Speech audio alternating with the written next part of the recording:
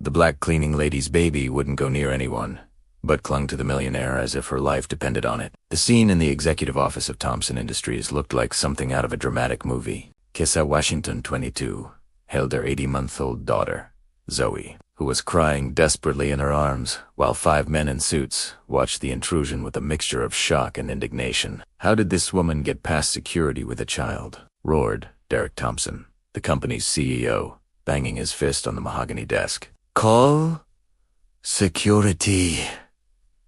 Now, Kesha had worked as a night cleaner in that building for 2 years, always invisible, always silent. No one knew her name. No one looked her in the eye. But on that Thursday night at 11:30 p.m., she had made the riskiest decision of her life to sneak Zoe into work. The nanny had canceled at the last minute, citing a family emergency the 3rd time that month. Kesha suspected that the woman simply didn't want to babysit a black child for $5 an hour anymore. But she needed that night shift. Her rent was 3 weeks late. "Sir, I can explain," Kesha began, her voice steady despite her trembling hands. "My babysitter canceled, and I had no one to leave Zoe with. She'll be quiet, I promise." Quiet. Michael Thompson, Derek's son and vice president of the company, laughed cry. "That kid's been screaming for 5 minutes. Did you think you could turn our office into a daycare center?" What no one there knew was that Zoe had an irrational fear of strangers. Since she was little, she would hide in her mother's neck whenever someone approached. Doctors, neighbors, even her own babysitter. Zoe rejected everyone with screams and tears. It was a trait that deeply concerned Kesha. The girl seemed able to sense something in people that even adults didn't notice. A primitive intuition that made her retreat from anyone other than her mother. But then, something inexplicable happened. James Thompson, Derek's younger brother, sat quietly in the corner of the room during that emergency meeting about financial fraud. At 35, he was the minority partner in the company, always overshadowed by his older, more aggressive brother. When Zoe finally stopped crying for a second and looked around the room with her dark, frightened eyes, her gaze met James's, and something magical happened. The baby stretched her little arms toward the unfamiliar man. "What the hell?" Michael muttered, watching his own niece reject her mother to go to her uncle, whom she had theoretically never seen before. Kesha was paralyzed. In 18 months of life, Zoe had never, ever voluntarily approached a stranger, and now she was practically throwing herself out of her mother's arms to reach that man in the suit. James instinctively stood up and picked up the child, who immediately stopped crying and nestled into his shoulder as if she had finally found a safe place. "That's very strange," Derek commented, frowning. "Kids usually run away from James. He's no good with them." But there was something even stranger. When James held Zoe and she tugged lightly on his brown hair, he made such a genuine expression of surprise that the baby laughed. It was a high-pitched, joyful laugh, the same sound Kesha heard at home, but one Zoe had never made in the presence of strangers. And it was at that moment that Kesha noticed something that made her world stop. The crescent-shaped birth arc on the back of Zoe's neck was identical to a small scar James had in the exact same place, visible when he lowered his head to look at the child. "Mr. Thompson," Kesha said, her voice barely audible. "We need to talk."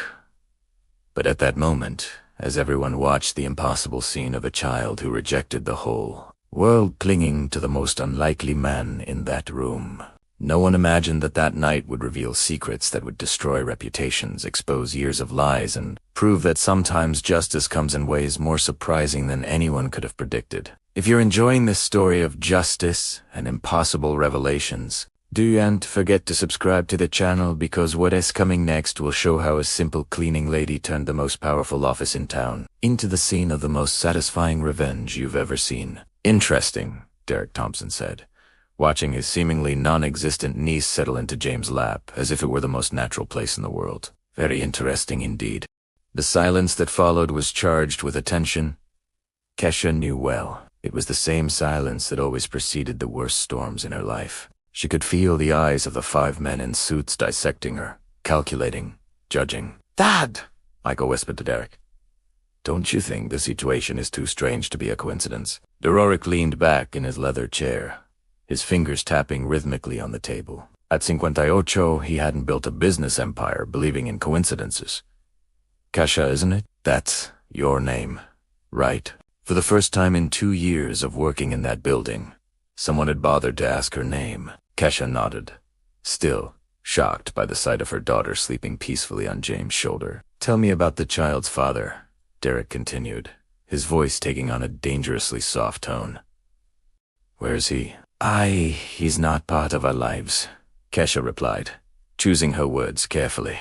The truth was much more complicated than she would like to admit. Michael laughed dryly. "What a surprise. Let me guess. He disappeared when he found out about the pregnancy."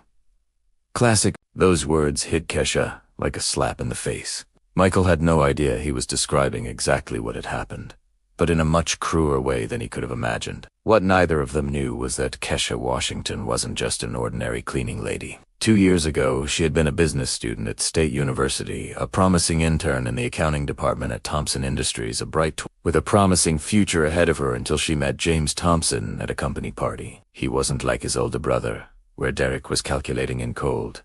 James was kind and introverted. Where Michael was arrogant and loud, James was discreet and thoughtful.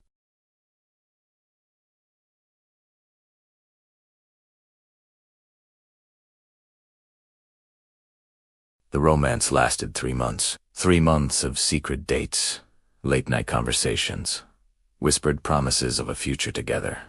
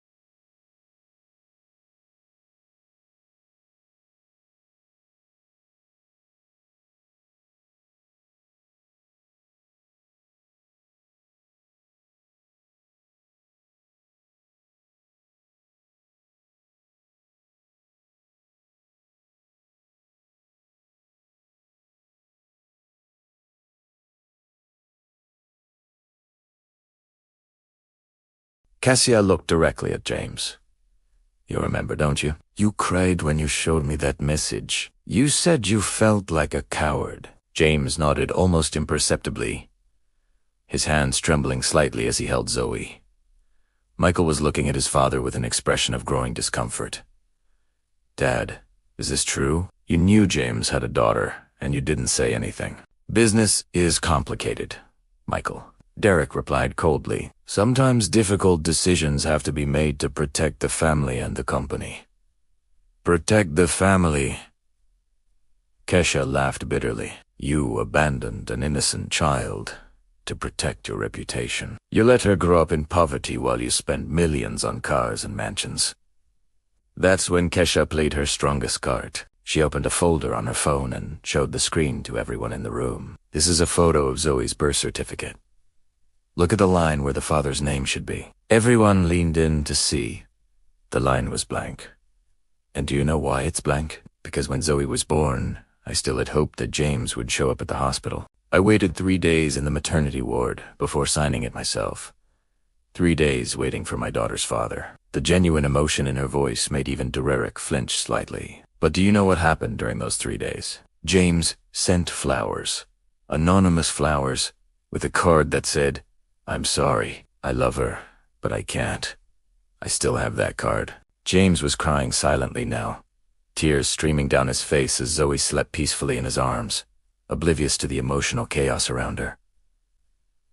And you know what else I have? Kesha continued, her voice gaining strength with each word. I have 2 years' worth of emails that James sent to my work address.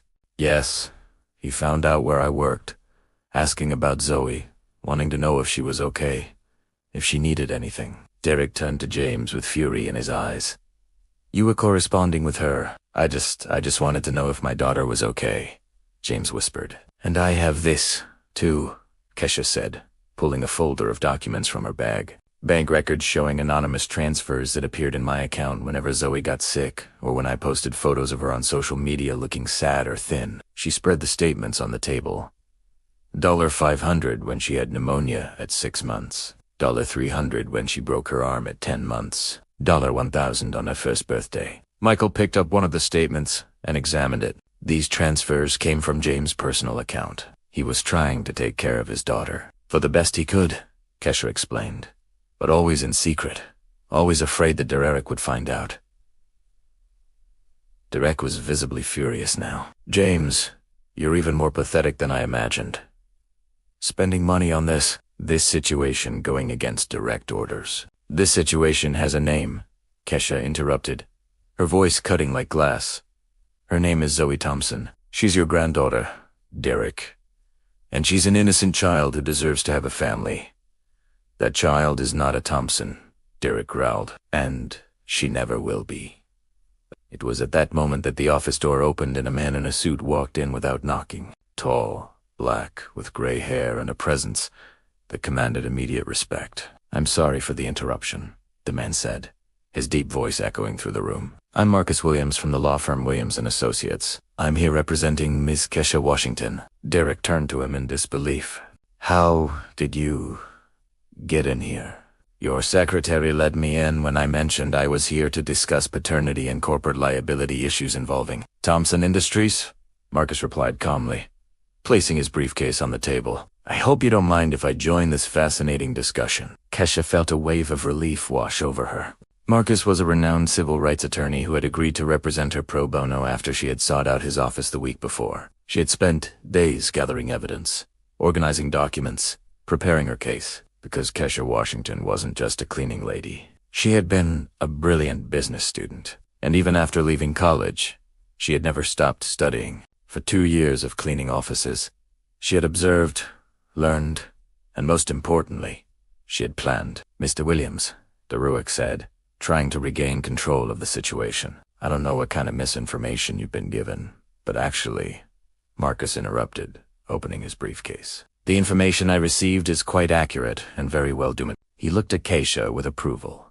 Miss Washington has been extremely thorough in her preparation. Marcus took a set of documents out of his briefcase. Here we have evidence of parental neglect, family manipulation, And most interestingly, evidence that Thompson Industries may have used corporate resources to cover up personal issues of its executives. Derek's face palled. You see, Marcus continued, apparently, some of these threatening messages were sent from corporate email accounts, and some of the pressure exerted on Mr. James Thompson involved threats related to his position in the company. This raises very interesting questions about the misuse of corporate resources. Michael looked at his father with growing alarm. Dad, what kind of legal problems could this bring to the company? And there's more, Marcus said, pulling out another document. Ms. Washington has a very reasonable proposal to resolve the situation in a civilized manner. Derek straightened up, feeling that he was finally on familiar territory. Negotiations? What kind of proposal? Kesha stood up, walking until she was directly in front of Derek. I want 3 things. First, official recognition of paternity and all the legal rights that entails for Zoe. Second, retroactive child support from her birth. And third, she paused dramatically. I want my job back, not as a cleaning lady, as a human resources executive with a salary and benefits appropriate for a Thompson. The silence that followed was so deep that the only audible sound was the soft breathing of Zoe sleeping in James' arms. Derek laughed incredulously. You're crazy if you think. Actually, Marcus interrupted. Considering the strength of the evidence we have, this is an extraordinarily generous proposal. The alternative would be a very public lawsuit involving allegations of racial discrimination, child neglect, and possible misuse of corporate resources. Marcus took one last document from his briefcase. And I've taken the liberty of preparing a press release in case the Thompson family prefers to settle this publicly. The headline is, Multimillionaire CEO Forces Son to Abandon Black Employee's Baby. Derek read the first few lines of the statement and Keisha could see the exact moment when he realized he had completely underestimated the woman who had spent 2 years cleaning his office. Because while they thought she was just cleaning, Keisha was studying labor laws, studying parental rights, studying Thompson Industries itself. She had turned every night of work into a lesson on how to destroy the people who had destroyed her life. And now finally, it was time to show everything she had learned. So, Mr. Thompson, Kesha said, her voice calm but laden with an authority that made even Derek recoil. Would you prefer to settle this civilly, or would you like to see our story in the national headlines tomorrow morning? For 2 years, they had seen only a humble cleaning lady cleaning their offices. But tonight, they were finally seeing Kesha Washington, the woman who had turned her pain into power, her humiliation into strategy, and her invisibility into the most dangerous weapon they could imagine. Derek Thompson looked at the press release in Marcus' hands, and for the first time in decades, Kesha saw genuine fear in his eyes. You wouldn't do that, he said, but his voice had lost all authority. I already have, Kesha replied calmly, taking out her cell phone. The press release was sent to 15 media outlets exactly 10 minutes ago. The story comes out tomorrow morning. Unless what? Derek practically roared. Unless James signs the paternity acknowledgement papers now, and you sign my promotion to Director of Human Resources with a salary of $150,000 a year. Michael laughed incredulously. You're completely insane if you think that. Michael Marcus interrupted, opening his laptop. You might want to see this first. The screen showed the website of the city's largest newspaper with a draft of the story already. Online, Ms. Washington was very efficient in documenting everything. Derek read the first few lines and turned pale. The headline read, Multi-millionaire CEO forces son to abandon granddaughter due to racial prejudice. 2 years, Kesha said, her voice gaining strength. 2 years I cleaned these offices while you treated me like furniture. 2 years collecting every email, every message, every conversation you had about me. She moved closer to Derek. You know I had access to your computers during the night cleaning, right? I saw everything. The conversations about firing me, the plans to cover up the paternity, even the bank transfers James was making behind your back. Derek was visibly sweating now. This is blackmail. No, Marcus corrected. This is documented justice. And considering that several of these actions may constitute labor and family crimes, Miss Washington is being extraordinarily generous. James, who had remained silent while holding Zoe, finally stood up. Enough, he said, his voice firm for the first time that night. Dad, this is over. I'm signing the acknowledgement of paternity right now. James, if you do that, what are you gonna fire me? James laughed bitterly. I'll make it easy for you, Dad. I quit, and I'm taking half the clients with me. Derek realized he had completely lost control of the situation. The woman he had considered invisible had orchestrated his downfall with surgical precision.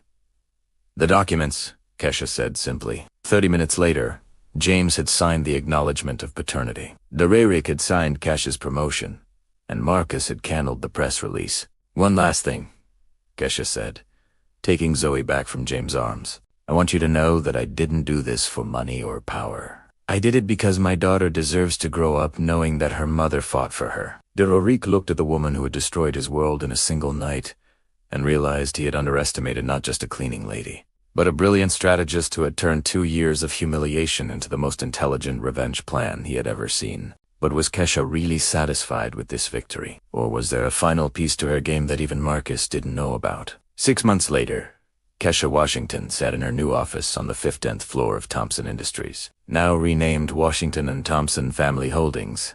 After James became the majority shareholder, Derek had been forced to retire for health reasons after other employees began reporting years of workplace discrimination. Michael tried to take control, but found that without James' support, he had no real influence in the company. Mommy's working. Zoe babbled from her stroller next to Kesha's desk, playing with colorful blocks while her mother reviewed contracts. James appeared at the door carrying 2 coffees.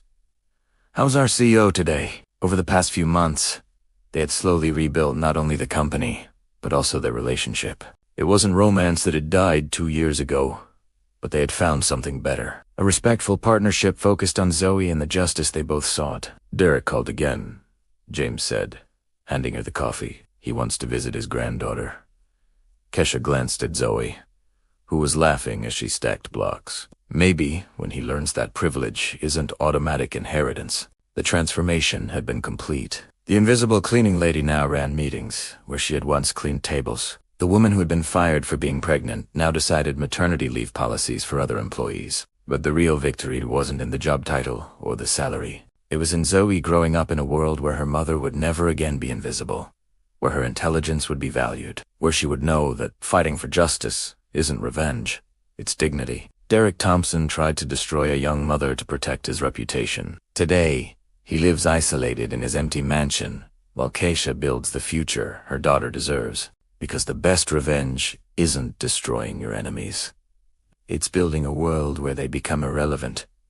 What about you? Have you ever turned injustice into opportunity? Share your story in the comments and subscribe to the channel for more stories that prove that true strength lies in turning pain into power, invisibility into influence, and prejudice into progress. Please tell me in which language this script is written.